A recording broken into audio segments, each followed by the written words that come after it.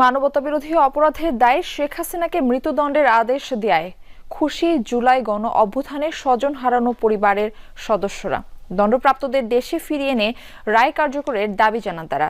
এদিকে রায় ঘোষণার পর চট্টগ্রাম, কক্সবাজার সহ বিভিন্ন স্থানে আনন্দ মিছিল, শুকরানা নামাজ সহ নানা কর্মসূচি পালন করে ছাত্র জনতা।